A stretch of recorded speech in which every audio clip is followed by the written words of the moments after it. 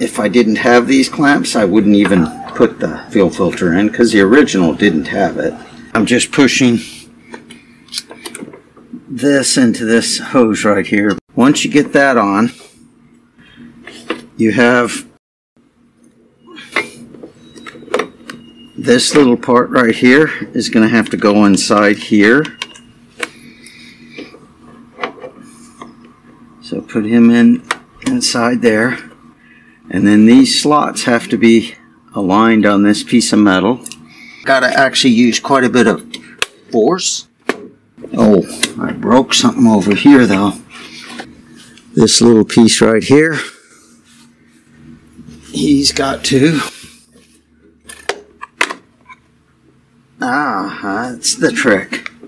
I can tell you right now, do not put this on until after the gas tank is on. He's the next step. So we got to make sure this right here goes up under there, and this right here moves, but so does this. And I found it's easier to move this to align these things in correctly.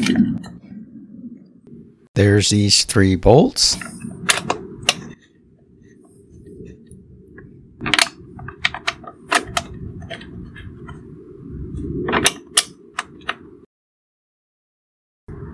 Those take that 5/16 wrench.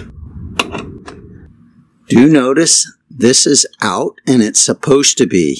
That just stops it from rolling all the way up. Next, this guy goes on, but remember, we have this here that we have to align into this hole. Once he's got where he's supposed to be, it's back to our T20 screwdriver.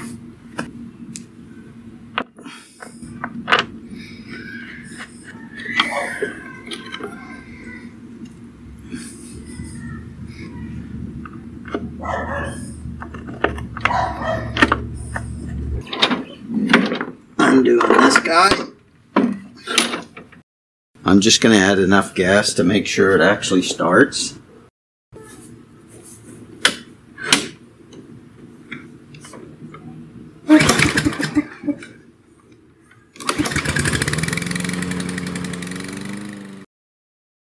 For a very detailed version of fixing your carburetor, click on the card on the left. For a very detailed version of replacing the whole carburetor, click on the card on the right. This is Ron from Fixing Stuff in Black and White, signing off.